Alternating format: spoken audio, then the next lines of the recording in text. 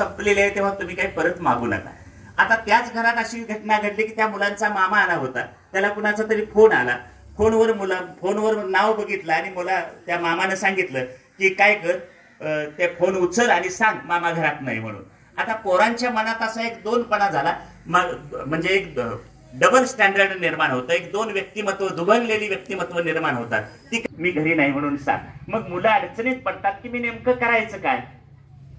आणि मग मुलांवर संस्कार करताना आपण अशी अडचणी देतो. पालक म्हणून ही आपल्यावरची फार मोठी जबाबदारी आहे. एखादी गोष्ट जेव्हा आपण मुलांना तू हे करू नको असं सांगतो, तेव्हा काय केलं पाहिजे हे सुद्धा सांगणं आपल्या बरोबरच गरजेचं आहे. हे संस्कार आपल्या लहान सहान गोष्टीतून होत असतात. आई वडिलांचं पुस्तक हे, आई वडिलांचं जीवन हे उघड्या पुस्तकासारखं असतं मुलांच्या समोर. मुलं ते अगदी बारीक नजरेनं वाचत असतात. पण आम्हाला इतका शहाणपणा आलेला असतो आई वडील म्हणून की आम्हाला वाटतं पोरांना काय कळतंय. पण ह्या भ्रमातून बाजूला पहा.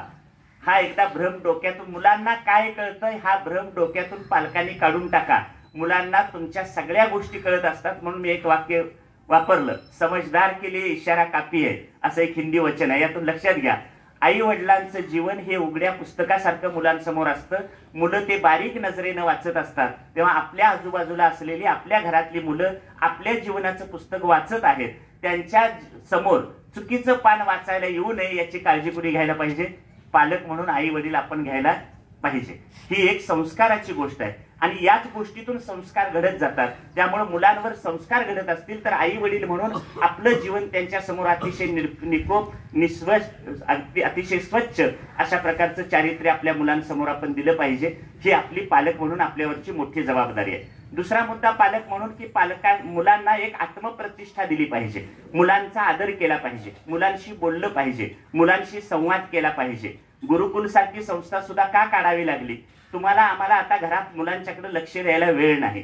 आम्ही पैसे देतो पण आम्हाला वेळ द्यायला नाही. आणि मानसशास्त्र असं सांगतं की केवळ पैसे दिल्यानं मुलांचं शिक्षण किंवा मुलांची वाढ किंवा माणसाचा माणूस निर्माण होणार नाही. मुलांसाठी वेळ दिला पाहिजे. ऐका मुलं काय, आता इथं कधी सुट्टी मिळेल, मुलं घरी येतील तेव्हा मुलांशी बोला, भरपूर मुलांशी संवाद साधा. त्यांना असं वाटत असतं की माझं कुणीतरी ऐकावं. म्हणून मुलांना आत्मप्रतिष्ठा देणं, मुलांना आदर देणं गरजेचं आहे. आम्ही असं म्हणतो की त्याला काय कळतंय, त्याला कशाला काय सांगायचं, असं नाही. मुलांना या सगळ्या गोष्टी कळल्या पाहिजेत. मी तर असं म्हणतो की तुम्ही जर एखादं काबाड कष्ट, इथं काही पालक असतील ते शेतकरी असतील तर मुलांना शेतात घेऊन जा. त्यांना कळू दे की तुम्ही त्यांच्यासाठी किती कष्ट करताय. एखाद्या कारखान्यात तुम्ही MIDCत काम करत असाल तर आपल्या मुलाला घेऊन जा. त्या मुलाला दिसू दे की आपले वडील अहोरात्र आपल्यासाठी कुठल्या प्रकारचं कष्ट करतायत. हे मुलांना कळलं पाहिजे. मी तर असं म्हणेन की तुम्ही जर कर्जबाजारी असाल, तुमच्यावर थोडंफार कर्ज असेल तर मुलांना सांगा आपल्यावर इतकं कर्ज आहे आणि मला ते फेडायचं आहे.